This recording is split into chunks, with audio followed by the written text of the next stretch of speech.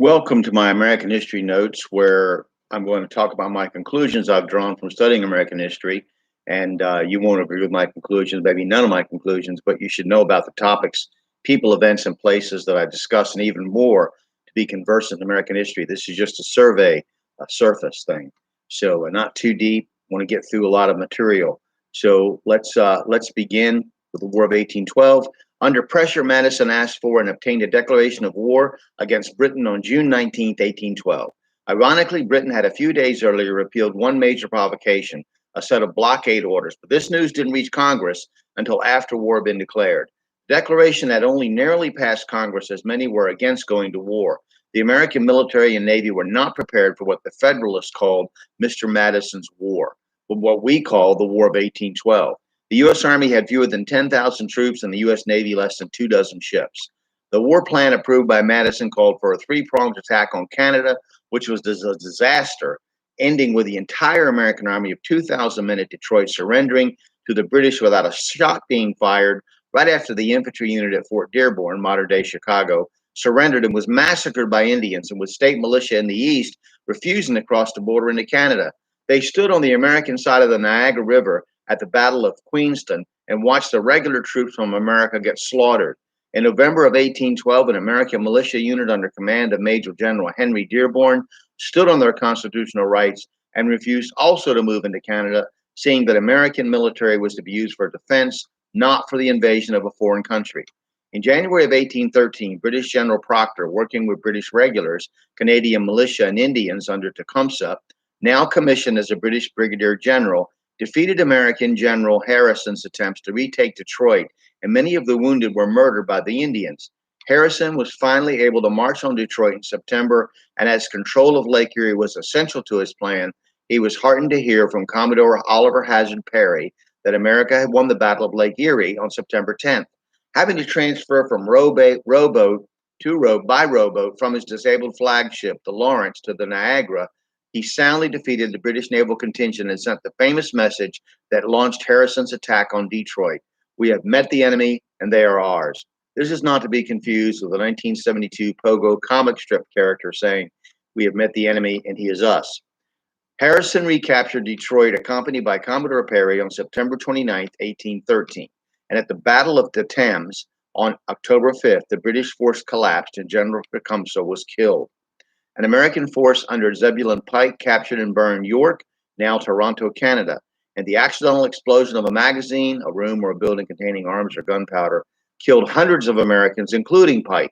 York was burned against Dearborn's orders.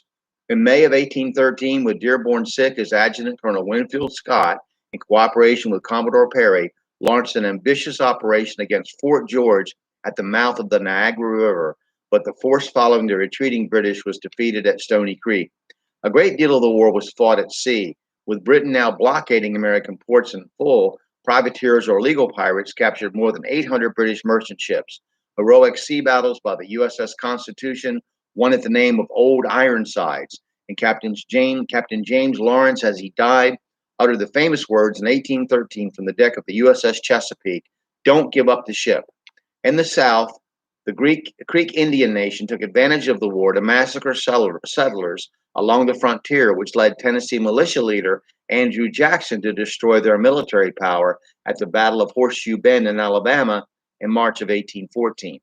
Napoleon's defeat freed the British Army to send reinforcements, which invaded the Chesapeake Bay area, routing a larger American army at Bladensburg, Maryland, and capturing Washington.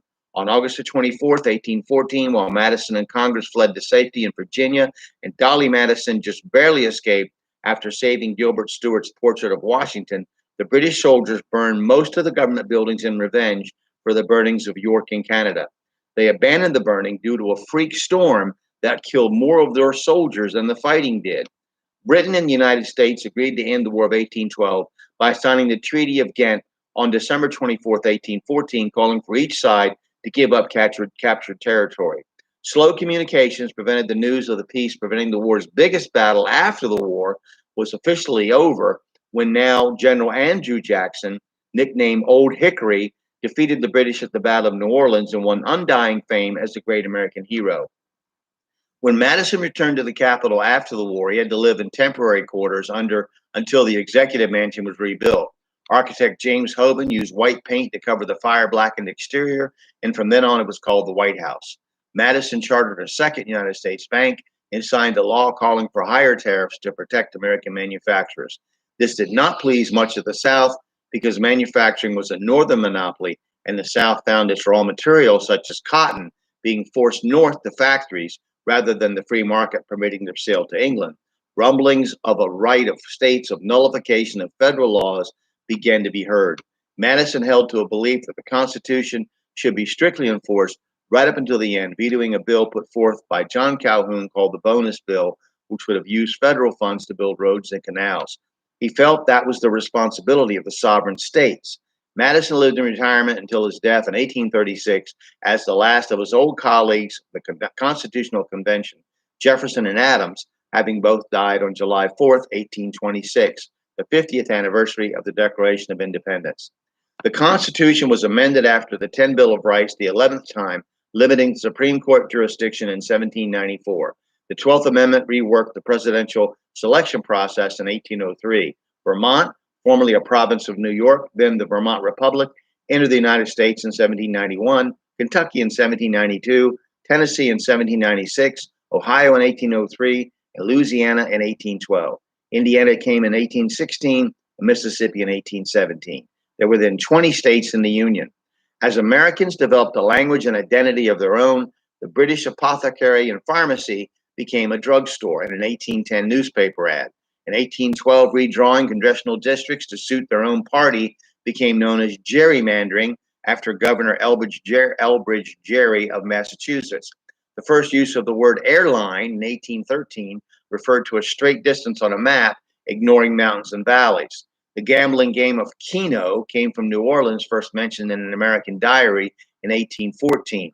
Cuss for curse was written in a book called A Yankee in England in 1815. In 1816, ornery meant ordinary, and only later did it come to refer to a mean person. In 1817, the British military term for advanced engineers, pioneer, began to refer to settlers in the remote wilderness. The American Bible Society was formed in 1816 to encourage the spread of the scriptures, but in a dispute over the famous missionaries, William Carey and Adoniram Judson's translation of the word for baptism, Pastor Spencer